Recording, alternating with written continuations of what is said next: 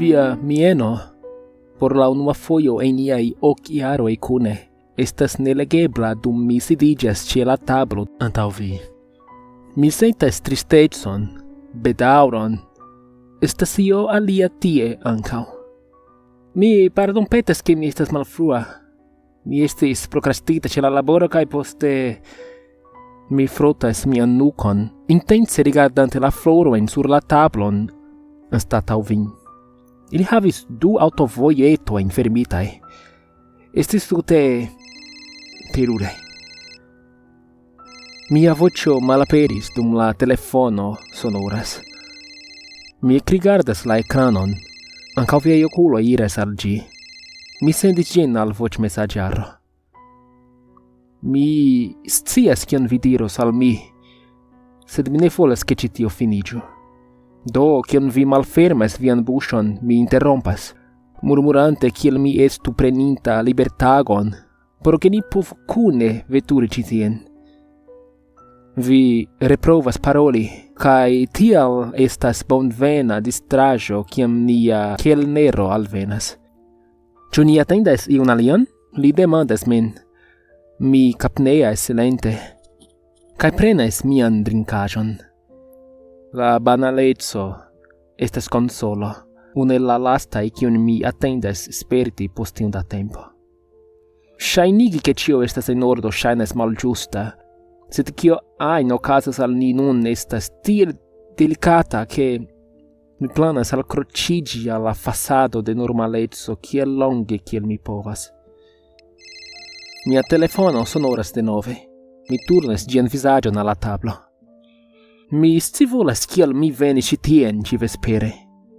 Mi pensas ke io diris al mi ke malgraŭ ĉio vi estus ĉi tie, atendante min. Vi metas vian manon sur mian. Mi scias ke kiam la vero venos, mi ne kapablos ne disfali. Neado estas potenca drogo, precipe kiam intravene. La kelnero revenas. Vi komencas ploregi. Li demandas ĉu mi pretas mendi. Mi apenaŭ povas teni min stabila. Ne, mi diras al li. Mi ne estas preta. Mi ne estas preta je mia vivo disfalanta. Mi ne estas preta je kio devos esti ni, fariĝanta nur mi. Li rigardis min strange, kaj lasas nin trankvilaj.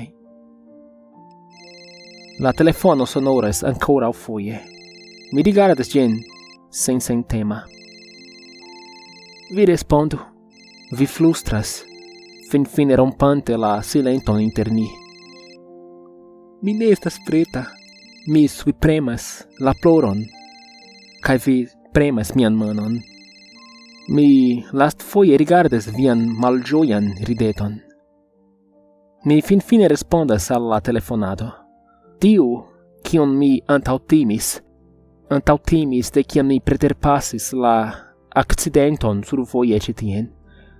Tiuj ne estis viaj aŭtoglumarkoj, apenaŭ rekoneblaj sur tio, kio restis de via aŭto. Mi diris al mi mem. Mi vidis la senmovan formon, la tukon por kovri la veturiganton de la scivolemaj okuloj, la solan helpon kiun la ambulancanoj povis doni tiumomente. Sed mi diris al mi mem ke ne estis vi. Vi estis ĉe la restoracio, atendante min. Do mi pluveturigis. Saluton, mi finfine flustras al la telefonanto. Signoro Graysono, ni provas paroli kun vi la tutan vesperon. Mi bedaŭras informi vin. La reston mi ne komprenas. Kaj kiam mi rerigardas, vi jam malaperis.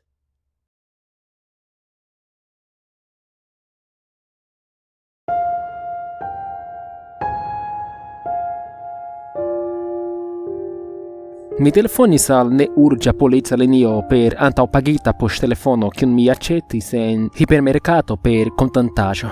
Kiam mi aĉetis la telefonon, mi portis maskon, sunokulvitrojn kaj kusenon en mia ĉemizo por grandeco. Mi diris al ili ke mi havas informon pri la murdo de tiu fabriciino ĝeningo. Mi preskribis lokon kie sanga tranĉilo estis postlasita sub rubujo. Se ili okupiĝos testi la sangon, ili ekscios ke ĝi estas de bovino. Bongusta steko kiun mi faris. Mi faris telefonadojn kiel ĉi tio dum multaj semajnoj, kun falsaj informoj, falsaj akuzoj, provante malhelpi la policesploradon. Mia edzino ja estis murdita, tio estas vera.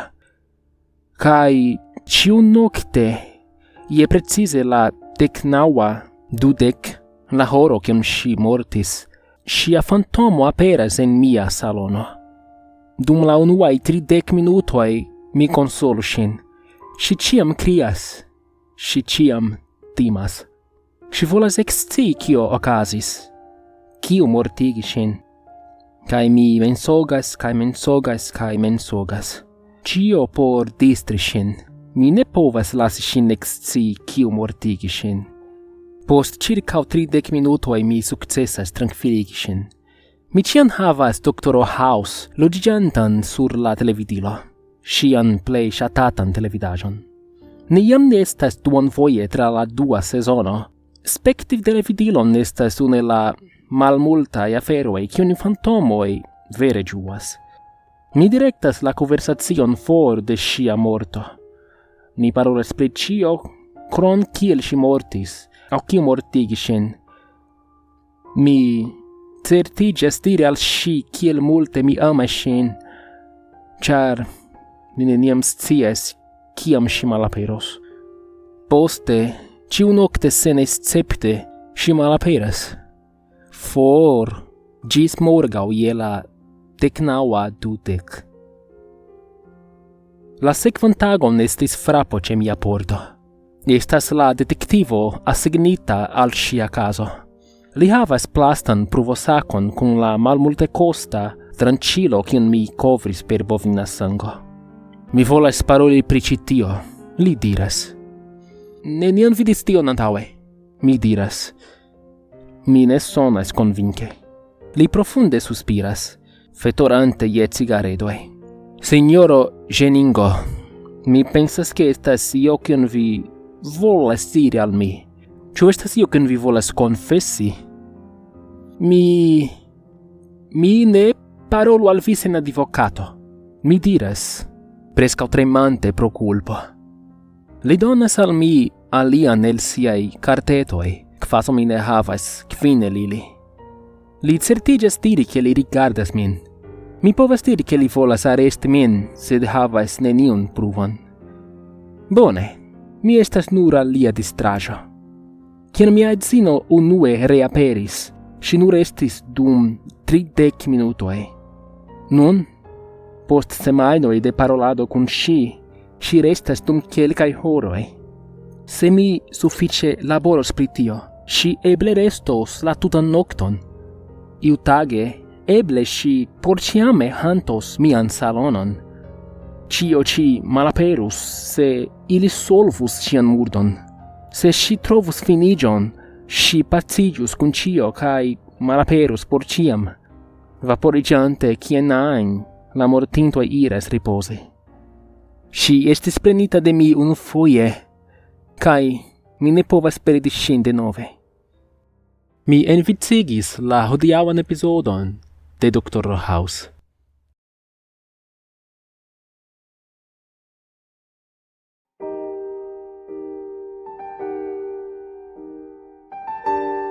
Mi sciis ke io estis malĝusta kiam mia edzino komencis rideti denove. Ŝi ekestis pli feliĉa ol mi vidi ŝin dum jaroj, kaj mi konfesas ke mia unua penso estis ke ŝi havas amaferon. Mi volis alfronti ŝin pri tio, sed vi ridetas tro multe ne estas vere pruvo. Sed poste ŝi komencis hejmeniri kun malpuraĵo sub la ungoj, ca mi sciis che mi parolu. Io amusa ocasis ca mi intensis el trovi la causum de la afero. Se estas io che vi volas diri al mi jena tempo, char se mi me excios do mi estos vere colera. Si confessis cion. Vi faris kion? Mi demandis. Entombigis min, si ridetis. Tio changis mian vivon. Dum 30 minutoi al pli unu foie semaine, ciu semaine dum la lastai 3 monatoi, mia edzino entombigis sin mem en circo. Comence l'adrenalino cagas cae vi panicigas, si clarigis. Sed poste vi sentas tutte en paco. Ciui viei problemoi shainas tiel etai post cian vi rigardas morton visage. Vi provu tion.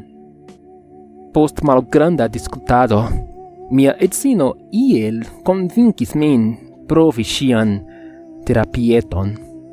Mi plejparte consentis, char mi volis capti sin en mensogo. Ciam mi eliros el latero cae ne sentos min pli bone, mi igo sin confes la veran kialon kial si estas tiel felicia lasatempe. Je la 20:30 mi eniris la circon. Don al mi vian poŝtelefonon, mia edzino postulis. Kial? Mi demandis. Estos mallume tie sube, char mi konas vin. Ciam vi havos ŝancon, vi usos vian poŝtelefonon la tutan tempon ciam vi estos tie. Vi devas efektive ŝajnigi ke vi estas mortonta, por ke tio funkciu. Mi kontraŭvole donis ĝin. Bone, mi inferimos vin. Atendu, mi diris, agordante 30 minutan tempumilon en mia horloĝo. Bone, mi pretas. Si fermis la kovrilon, cae poste mi audis la teron fali sur la circon. La panico ekaperis tre rapide. Mi parolas pri vera panico. Mi comencis bati la kovrilon, petegante este lasita, cae criegis en la malplena mallumo. Nenio funkciis. Sed poste la timo estis anstataŭita de trankvilo, ĝuste kiel mia edzino diris. Mi estis visage al morto, cae ciu eraro cium mi iam faris aperis antaŭ mi kiel filmo. Kion diable mi faris con mia vivo? Mi pasigis tiel malmulte da tempo effektive ĝuante esti viva. Mi farigis maljuna cae amara, cae indignema pro cio. Mi farigis abomeninda. Mi volas diri, kia viro suspectas sian propran edzinon, char si estas felicia? Mi nur proekcias, char mi estas tiu kiu unue havis amaferon. Mi komencis plani ĉiujn manierojn kiel mi faros pli bone. Estos pli bona, kiam la sonorilo de la horloĝo sonoris. La tempo finiĝis, mi kriis. Eligu min de ĉi tie. Mi audis nenion. Hej! Mi vokis denove. Vi povas elasi min nun.